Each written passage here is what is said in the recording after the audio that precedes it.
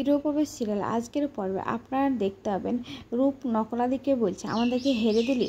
তখন নকলাদি বলছে রূপ আমাদের দিকে তোমার থাকা উচিত ছিল, ওদিকে থাকা উচিতই ছিল না। তখন আদির মা আসে আর বলে ঠিক আছে, হার জিতের খেলা অনেক হয়েছে, চল এবার নিচে সব খাওয়া দাওয়া করবি, অনেক বেলা গড়িয়েছে, চল শুভ সবাইকে নিয়ে চল।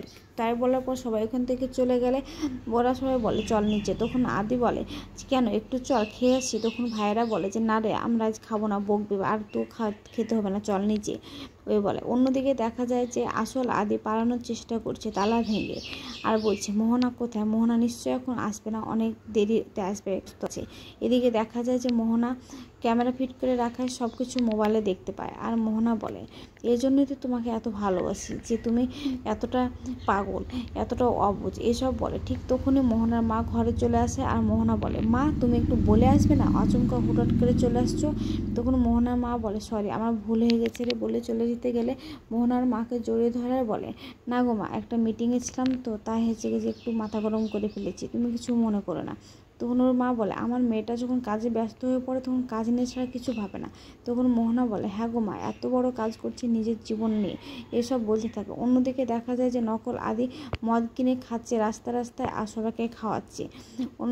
অন্যদিকে দেখা যায় যে বাড়ির সবাই আদিকে খোঁজাখুঁজি করছে, খাবার টেবিলে সবাই অপেক্ষা করছে খাবার জন্য। তখন শ্রমিকদেরকে বলে যে হ্যাঁ রে আদি কোথায়, তো দাদাভাই তো ঘরে নেই। শুভ বলে যে কি ঘরে তো নেই, এসব বলে। তখন বলে যে তাহলে কোথায় আছে। অন্যদিকে দেখা যায় নকল আদি মদ খেয়ে সবাইকে মারপিট করছে, আর সবাই বারণ করতে গেলে বলে দেখবা আমার কেল, আমি কি করতে পারি, এসব করে। আর তুই তোকারি কেটে লেদে করে। তখন বলে না পলুকদার ছেলে ই কেন এরকম ভাষা করছে, একদম যাকে বলে নোংরা মাতাল ভাষা করছে। তখন বলে আমাকে কি বলছিস, তোরা ভদ্র টেবিলের তলে বসে থাকিস বলে আর এরা সব অভদ্র। অন্যদিকে দেখা যায় যে সবাই বলছে আমরা দেখছি কোথায় আছে, কোনো জায়গাতে ক্লাবে টেলাবে আছে কিনা বলে বাড়ি থেকে বেরোতে গেলে একটা লোক আসে ছুটে আর বলে যে সেদিন তোমার ছেলে মারপিট করে চাঁদা তুলেছে আর আজকে দেখো মদ খেয়ে মাতলামি করে বেড়াচ্ছে, উল্টোপাল্টা ভাষা বলছে। তখন শুভ বলছে ঠিক আছে আমি দেখছি বলে সেখানে ছুটে যায় আর গিয়ে দেখে যে আদি সবাইয়ের সঙ্গে ওরকম ব্যবহার করছে। তখন শুভ বলে আদি তুমি কি করছো, তুমি ভুলে গেছো তুমি কোন বাড়ির ছেলে, তুমি এরকম করতে পারো না, তুমি চলো এখান থেকে। তখন নকল আদি মদ খেয়ে হুঁশে হয়ে না থাকায় বলে কিসের আদি আদি করছো তুমি, আমি আদি, আমি তুফান, আমি তুফান, ওই ছেলেটার মতো আমি হলেই হতে পারি, কিন্তু ওই ছেলেটা আমার মতো হতে পারবে না, বুঝেছো, কারণ আমি তুফান, একটাই হয় তুফান, এসব বলে। তখন শুভ বলে তুফান, তাহলে আমার আদি কোথায়, এসব কি বলছে।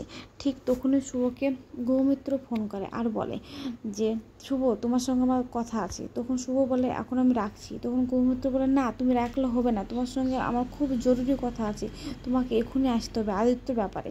তখন বলে ঠিক আছে আমি আসছি। তখন সেখানে সৌমিক চলে আসে আর বলে তুই আদিকে নিয়ে যা। তখন বলে কি হয়েছে, ও অসুস্থ আর কাউকে বুঝতে দিবি না যে অসুস্থ, চুপচাপ করে নিয়ে যাবি।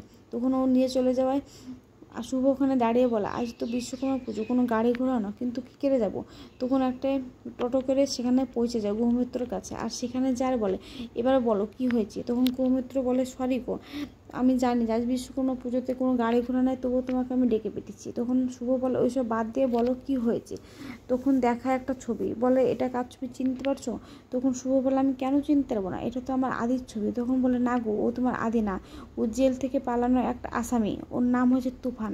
তখন শুভ কথাটা ভাবে, ও তো বললো ওর নাম তুফান, এসব বলতে থাকে।